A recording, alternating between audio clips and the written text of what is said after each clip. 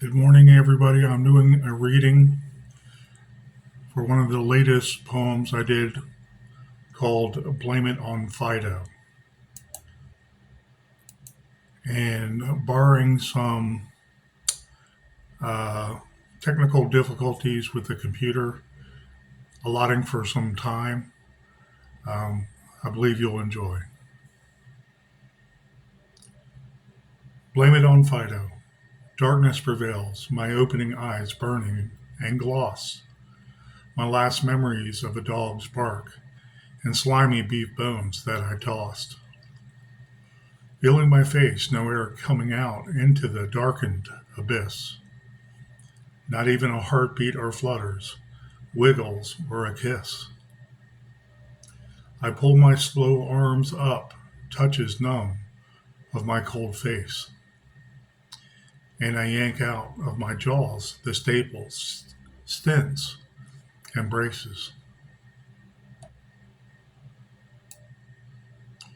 Where am I? I am soon to pose in this desolate dark, longing for those fading memories, even the rabid dogs in the park. Nothing can hear me rattle or prattle, let alone tattle. Stuffed in a velvet pine box, unable to tumble or run or to skedaddle. So I rip up above, trying to scrape, strafe, and thwack.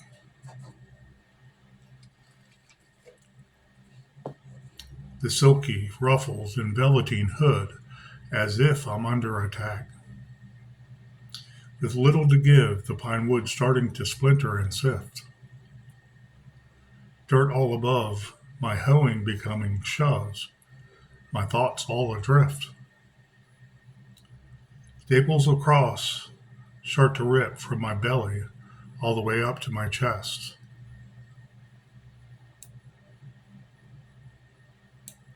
Organ matter of jelly, jiggling and wiggling, falling out of my Sunday's best. The sifting dirt pours as if salt or sugar galore, filling my cavities and orifices, replacing all that was stored. Cut and filleted, as if with a scalpel or spade, and rearranged, tested like a lab rat on full display. Getting the better of me, my amnesia and memories. Remote viewing above my carcass, subtract a few minor faculties.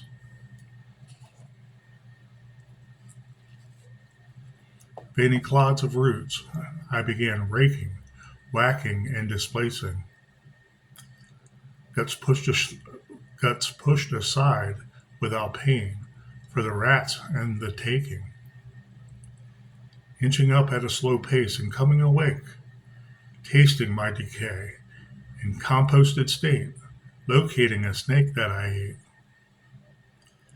Up above I strode, scratching and craving more meat. Reaching through the green, my hand stopped by patent leather feet. What the hell's going on? I not invited to this early morning affair? Being effused through a wormhole womb, my granny to scream, losing her wig of hair. So I climb and I hoe, grumbling in anemic low tally-ho. Everyone jumping and seated in rows when I lean on my two bony elbows. Quite parched and hungry, but ready to eat on the go. I crawling enthralled, eyeing the family smorgasbord I know.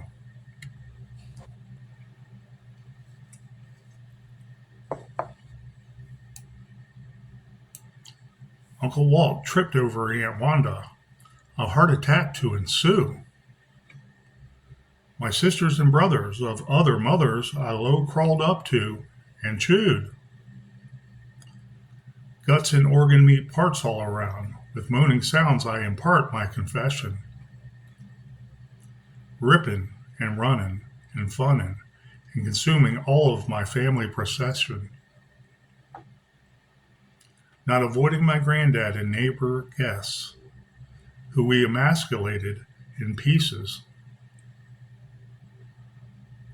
My cousins join in, resurrected, as our walking dead accreases. But where's my little sister, that trifling Libby DeVinner?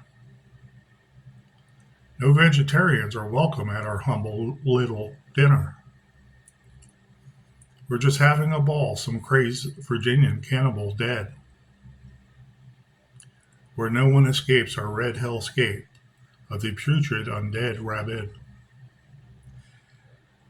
The end.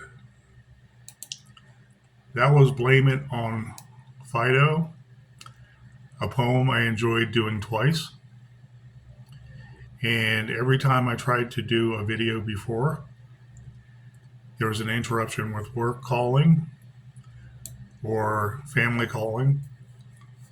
And my apologies. I ought to call this segment Poems in a Dip, because I just got home and I just got to enjoy a dip this fine morning after a 16-hour shift. To update people, I'm still awaiting a callback on the Trill of the Red Robin, a COVID story novel. And I'm continuing to do poems, just expanding my mind, researching words through the dictionary, through the sources. And I'm finding poetry somewhat easier the more I do tongue twisters and wordplay. And I'm enjoying doing some comedy with them. Blame It on Fido, the title itself was a spinoff on Blame It on Rio.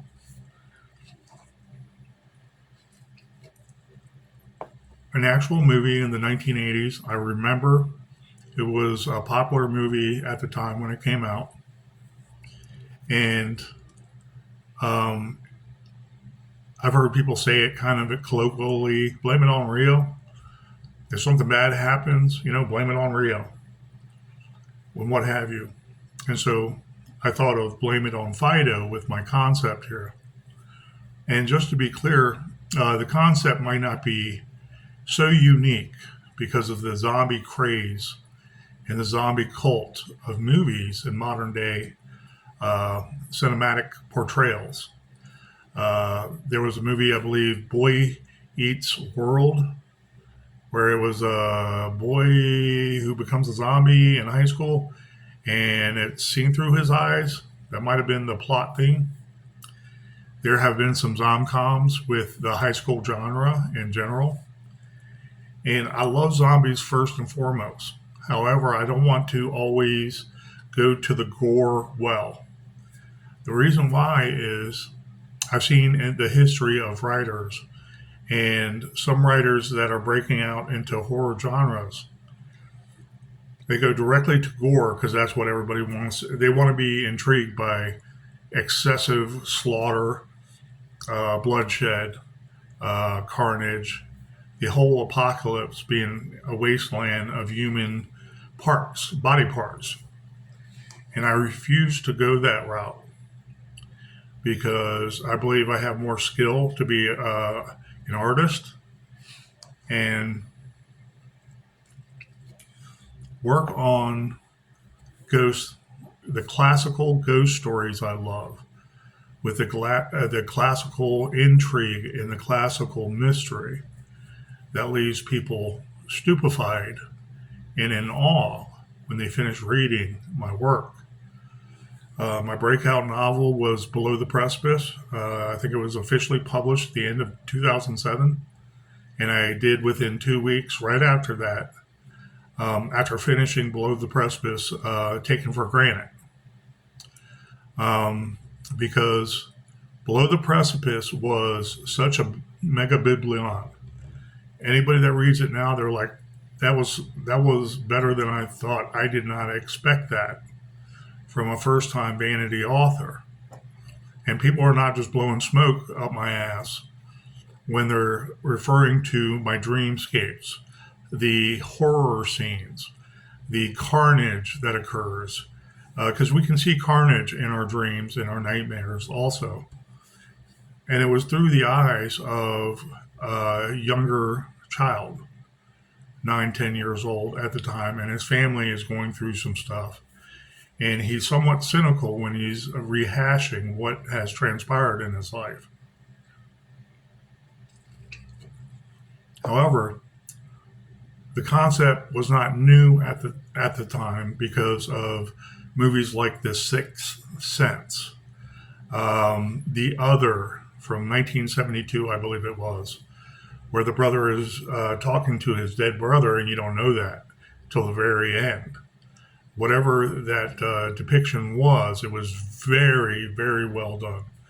And those kind of horror movies, like The Changeling, What Lies Beneath, Ghost Story, The Other, is what I feel in my heart I can do, and I want to continue.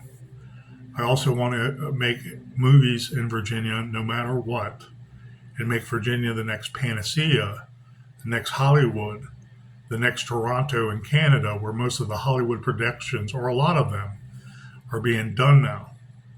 And so when I speak to a traditional publisher, I'm like, you're talking about name rec. I'm talking about a better product. Okay, I get no help from anybody editing my stuff, and I'm not going to pay a bunch of scammers and go through all that rigmarole. Man, I can go to anybody at work that want to actually edit my work, and I don't want to wait for that. I don't want my personal art to be in the workplace per se, and someone say maybe one time out of 10 or 20, oh, I'm offended by that.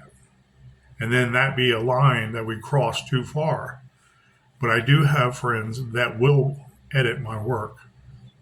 My ultimate goals are signing on for a contract with Trill of the Red Robin, the compilation called The Disappeared, and my poem ensemble called A Blood Red Sea, where I'm putting poetry in that I am excelling at. The Disappeared has many horror short stories in there that are mostly ghost related and tactfully and tastefully done. And that's what I want to bring to Virginia. I don't want to bring these psychological thrillers that are low budget, that might have great actors in it, but only a few.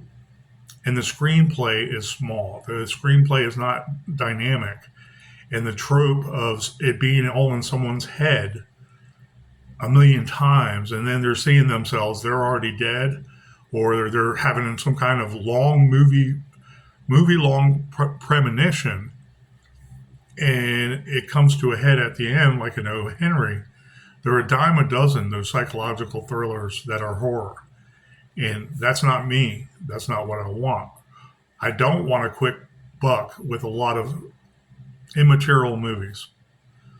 I want a handful, maybe 5 to 10 well-made movies where people look at Virginia a different way, where they say, wow, the talent is there for the thespians.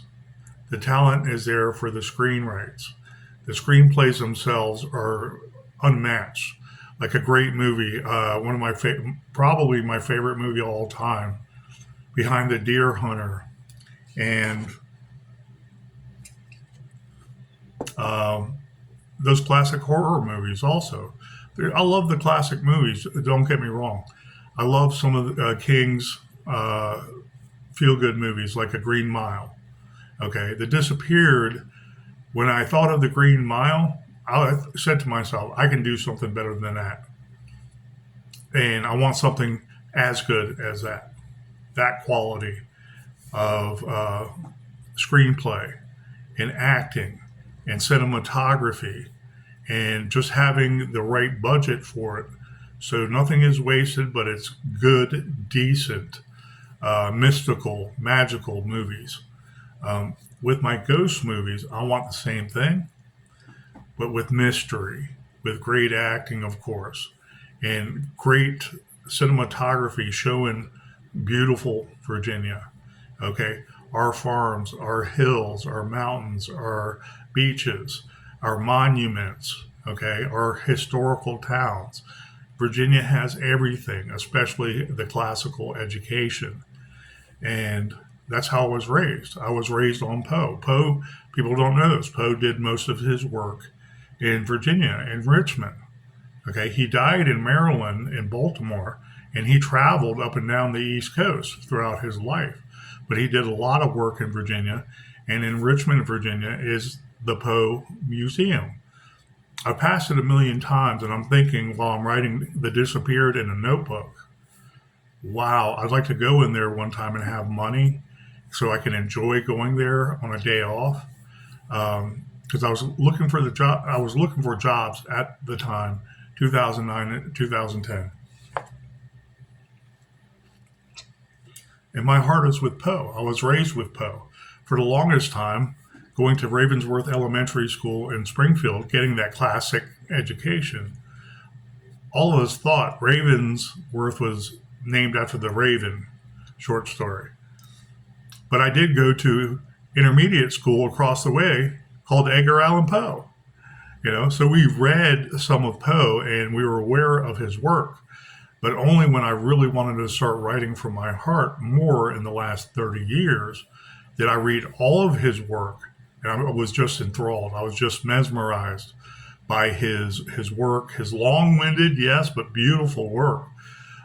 People claim, when they're being judgmental, they say, well, a lot of his work is very long. He has these page-long paragraphs. And I'm like, yeah, and it just keeps you going and going and going and thinking and thinking and thinking. And he always ends up at the right point for the conclusion of each paragraph. Brilliant author. He was sarcastic because he hated the establishment, always shortchanging him. There's evidence of that. And most of his work was not known. Well, a lot of his work, let me rephrase that, until one of his critics, posthumously, when Edgar Allan Poe died, read a lot more of his work and started publishing it under pseudonyms. And then he accredited it to Poe because he was like, I can't equate to this. Okay, I can't match this. This is Poe. And if you read the story about Poe, it's really fascinating. So I look at that history, the rich history of our Revolutionary War. I look at the historical towns, whether it be from the Revolution to the Civil War, the history of Fort Belvoir itself, when it was, I believe, Fort McHenry or Fort Henry, something like that, since World War I. But who owned the property before? The Fitzhughs owned the property, and the Robert E. Lee combination of marriage to Mary Fitzhugh, I believe it was, the last owner of Ravensworth Farms, which was a plantation that stopped being a plantation 20 years before the Civil War, I believe it was, some decades before the Civil War. And what did the Union troops do? When there was dead, they had to bury. They buried them on the front lawn of Ravensworth, where I was raised, and in front of their mansion. So Robert E. Lee could never come back and enjoy his homestead with his wife, her ancestral home. And they were not for slaves. They believed in what they believed in because of the federal government overreach having to do with asserting too much power into their textiles, their regular produce, their cotton industry, their you name it. Anything they try to do, the government wanted it to tax. And a lot of the Southerners were saying, now you're interfering like we originally got away from when we joined the Union to sign the Declaration of Independence. Okay, slavery is a bad thing. We all know that was a big part of it. But if you look at the Civil War and the feud we had, you would say Robert E. Lee was actually a righteous man, and he did not believe in slaveholding. Okay, his history proves that, and his demeanor proved that. And him being a righteous and liked man by the North and South proves that. You can't say everybody involved with slavery also signed on to it when they knew that there had to be a peaceful change at one time coming up in the future. Okay, the Constitution allowed for that also. The three-fifths man debate. It wasn't to demonize the black person. It was actually the white Republicans saying, hey, the Democrats are always going to vote for slavery if they start marking up every slave as a vote for slavery against their own will. Okay? So the Republicans, what was to become the Republicans, there's evidence that when they said three-fifths person, referring to slaves, it was the only mention of any person in indentured servitude in the Constitution. They knew within the next 20 years that to solidify the Union, they had to make sure that the Democrats from mostly the South, our modern Democrats, or I want to say throughout history, could not use the slave vote to outvote the North, because otherwise slavery would be going over and over and over. The Northerners mostly, and a lot of the Southerners, wanted a peaceful transition. But there was devout racists, there was devout slave owners, some of them also black. Okay, we have this history there in Virginia. And the Maryland border, referring to Harper's Ferry, which the disappeared kind of emulates. And it's been a while since I've written The Disappeared, but I'm so proud of it. And it's a 150-page anchor short story in the whole short story compilation. Mostly everything is smaller in that 512-page The Disappeared compilation. It's one of my greatest works. All those short stories, I want it to become movies, but they have to be tastefully done. They have to be not B-rated by any stretch, not pornographic, not excessive cussing. I want dialogue. I want real drama. I want real interaction. And I want it done in a tasteful way that is very soothing to anybody that's watching the movie and say, hey, what is this? Oh, that's that story. That's that movie that one author wrote. I read his book. It's very interesting. It's different, plain Jane, realistic ghost stories. It was pretty interesting. And then I saw the movie. I was impressed with that too. I want my book to match the movie, and I want my movie to match the book. I want Virginia to be the Renaissance, hopefully, God willing, of the next century. People forget too that Hollywood and the original first one or two production companies started in Manhattan, New York. They couldn't stand the taxes and the corruption. So a couple of the families, some Italian, some Jewish Italians, they migrated to California and they said, hey, there's a lot of land there and we can start making production sets. And that's how Hollywood was basically born. There's a lot of vaudeville contribution to that. Okay, don't get me wrong. Hollywood itself and the vaudeville and the troops that would travel all over the United States in the 1800s, you name it, post-Civil War, maybe before Civil War too. Not the Fairbanks, but the Barrymores, Drew Barrymore's ancestors helped build Hollywood and make it what it is today. And even those three Barrymores that were mainstays in Hollywood and the creme de la creme, even they were not the first. Their parents and grandparents were thespians.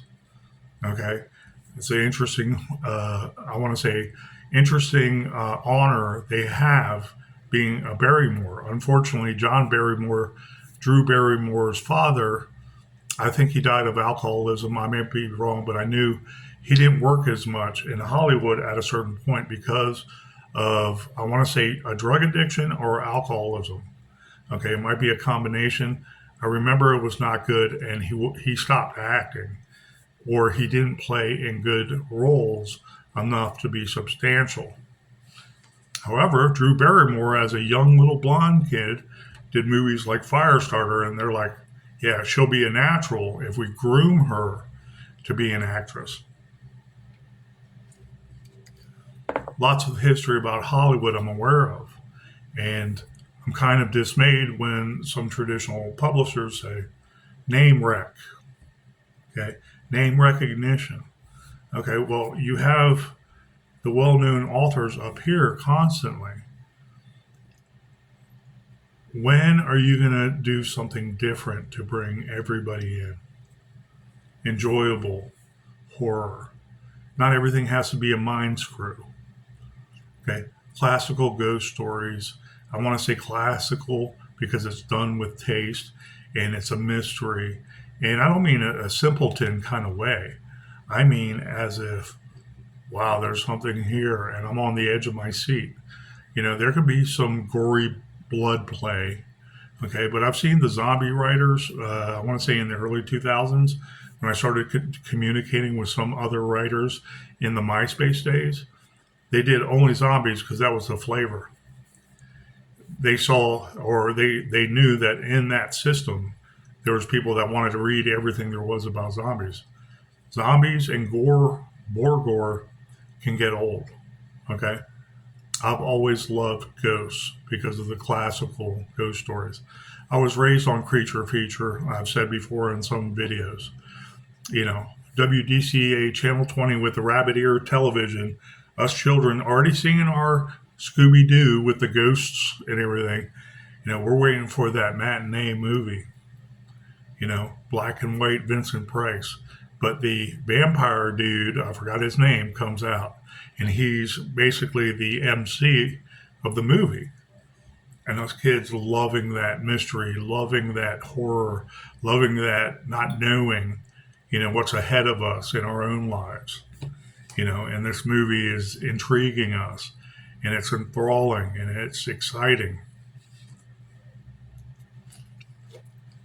That is where I come from when I write horror. And to put my head on an editor's shoulders, it's let's work together. Let's work together to make a better product and make the system better for at least us. And show a good example of concurrent rights, okay, where I get paid, they get paid. I promote, and I promote for them. We make movies, and that promotes for both of us, and we both walk away very happy with a great product Virginians and American citizens and the Western world could enjoy for the next century. That's my vision. And it's not just about book sales, okay? Have a product that's classic, it's tastefully done. There are great movies out there, don't get me wrong. And there's some slasher films in the past that are classically done and are done right in a dramatic way. And it's like, ooh, yeah, that's kind of eerie, someone that bloodthirsty, someone with no soul. Okay, and I'm not referring to the typical Friday the 13th or Halloween's, okay, or My Bloody Valentine, or even the slasher series. I'm referring to some things like Prom Night, okay. What is that one with the other with Jamie Lee Curtis? Terror Train, I believe it is, something to that effect. Their Silent Scream is one, okay. If I tend to do slasher, it will be with a lot of interesting, captivating twists, but it will not be misogynistic. It will not be just for the sake of gore. Okay. I love the 2 Rob Zombie movies of Halloween he redid because he made it realistic. Okay. I might say something to that effect in a slasher, maybe a one-time movie. But I don't want to write that for the rest of my life. I want ghost stories classically done where everybody can be entertained and enjoy Virginia in particular and say, on the East Coast, it's not New York anymore. It's not Miami, Florida. it's the state of Virginia. Get a permit there, start filming, write a great screenplay, start filming, round up some of those great new actors and actresses from Virginia, from all the college towns, the Radfords, the Virginia Tech, okay, the Longwood. There's so many. I'm sorry, off the top of my head. VCU out of Richmond, Northern Virginia Community Campus probably has some guilds or some thespian workers that would love to get a new start, that are very professional, very articulate, very precise in their dramatization. Okay, they're fluffing, so to speak. Old school word, fluffing, meaning that one insignificant actor would recite the lines for the main actor, fluffing them, and they go back and forth rehearsing their lines. So the lines were done right by that more professional, more flamboyant, more exotic actor. And that fluffer would usually sit on the wayside, you know. So you have the local thespians, perhaps in a production company. There's a few production companies that are small that have a guild or two of thespians that they might recruit from, doing the casting call thing, quote unquote. Anyways, I am going to cut it short, but I'm glad I can get this video out and finally say what I wanted to say with Blame It on Fido. I had fun writing it, a little history with it. This past weekend being a longer holiday season. I always have trouble with that word. I don't know why. But because it was a holiday and longer weekend, I wrote a poem. And I wrote it up within, I want to say, an hour, just doodling, going back and forth with words. It's like, man, I like this. I like this. In the transfer, it bombed. It disappeared. I was on an email doing it so I had a wider screen on my phone. And when I saved it or exited it out, it just disappeared. It deleted. It went somewhere. It's somewhere in cyberspace. Maybe the NSA can get it. So I was like, dang it. I kicked myself in the shins, And I wrote Blame It on Fido a second time. I want to say in a shortened version, a more smooth version. And it's the way I like reading it, near perfection, when I eventually transfer it over to a Blood Red Sea, my poetry ensemble, which is now over 210 pages long. And I just keep on adding to it. I'm hoping for a better deal in the future and doing an eventual screenplay after getting some money for Trill of the Red Robin, a COVID story, which is a dramatic, feel-good story. It's based on a true story, but it's fictionalized, so no one is harmed because of the outcomes. Great, great writing. I love doing it from my heart. I'm inspired by beautiful people that passed in front of me on the job. Basically 2017 to 2023. And I lost quite a few friends since then and the mRNA vaccine. And it states that in Trill of the Red Robin with facts that occurred, but it's from a cynical perspective. And the man realizes he has to move on and not be so judgmental when he still has a life to lead and a new life he brought into the world. That, the disappeared compilation of horror ghost stories, about 20 shortened ghost stories with the disappeared 150-page anchor story, and a Blood Red Sea. All my poetry, I keep on trying to improve. I love, because I'm not used to the short game. Okay, I have education in poems and poetry and prose. However, it was never my forte. I like limericks. I like the quintessential leprechaun, kind of a sarcastic, but not like the movies. Okay, and he is really a demon. He is really a sarcastic soul who is not laid to rest, and he occupies a cemetery. And I love themes like that and improving it the way I see it and keeping it simple, silly. And that's why what I call it because of my background and my tutelage in Fairham College in particular, studying English literature and creative writing and doing really well and opening my mind to a whole different world, a better way we can articulate our feelings, our emotions, what we're going through, the tragedies we experience, the love we experience, our relationships we experience. So at this time, I'm signing off. I hope you all have a pleasant day and a pleasant week to come, the end of the week, and a wonderful weekend. Take care and have a great day.